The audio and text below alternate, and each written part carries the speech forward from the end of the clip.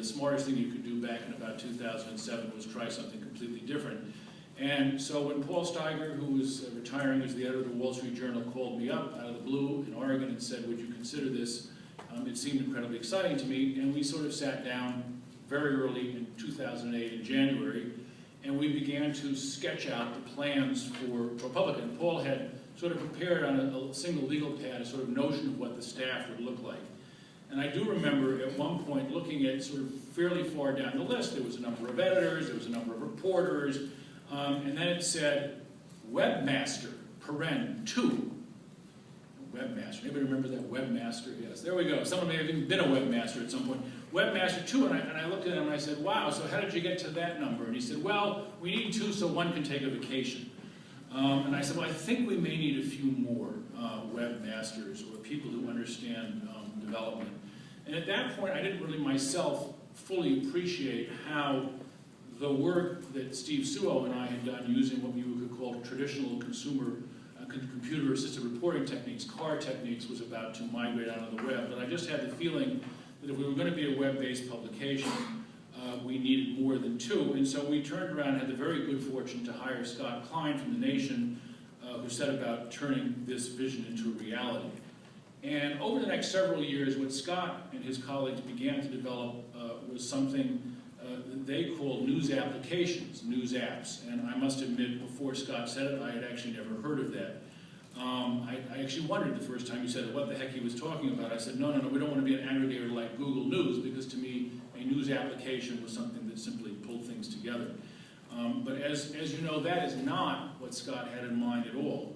What Scott had in mind, and what we've sort of begun to work on, is a way of bringing the computer-assisted reporting techniques, which was to sort of obtain a database from a government entity and then search it and take it to the next level. And I think one of the most sort of fascinating and successful of these was our Dollars for Docs app. Many of you may be familiar with this, but just to remind, I mean, here's an app where 14 different pharmaceutical companies had on 14 different websites posted fascinating information about the payments they were making to individual doctors in exchange for speaking. And just to be clear here, for those of you who may not have had the chance to read these stories, these payments are not just made to doctors for their expertise. These are payments made to doctors who stand up in a group like this talking to other doctors and literally read word for word a speech prepared by a drug company and show slides prepared by a drug company and then get paid $3,000, $5,000, $7,000 for doing that. Not that there's anything wrong with that. But so this app allowed you for the first time, first of all, to pull together this information, which existed in no one place because, of course, each company disclosed it differently, to see where doctors were taking payments from multiple companies, which, of course, for those people in this room, I don't have to tell you, required a sort of level of data cleaning and quality assurance that was staggering. Amazingly enough, there may be more than one John Smith in the state of California who's a doctor who's taking payments, and you would want to sort of distinguish between the many John Smiths and not aggregate all the numbers together.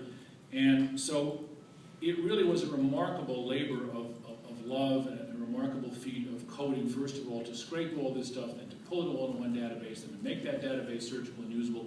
But the net result gave us something that no one had ever seen, which was the ability of a patient now to go into a doctor's office, look up their doctor, and find out how much money they were taking from the companies whose drugs the guy was prescribing. Pretty unusual. As it turned out, we learned in the course of reporting this that many of the universities who had medical schools actually had some rules on this. You weren't supposed to take the money if you were at, let's say, Stanford Medical School. And when Stanford plugged in the names of its professors, well, I should say actually, when we plugged in the names of Stanford's professors, we were all surprised to learn that some of the doctors had not gotten the message on this and were taking large sums of money from drug companies while being on the faculty. And what we now see, I just happened to look before I came up here, like everybody else, we get a little report on our traffic every day. We wrote a couple of very fascinating stories on Friday at the ProPublica website, but the largest number of page views, as it is more days than not, remains Dollars for Docs. More people are reading that than reading our stories on any given day. And that's because it's useful and because you can interact with it and because you can learn things that are really quite valuable. The other thing that I think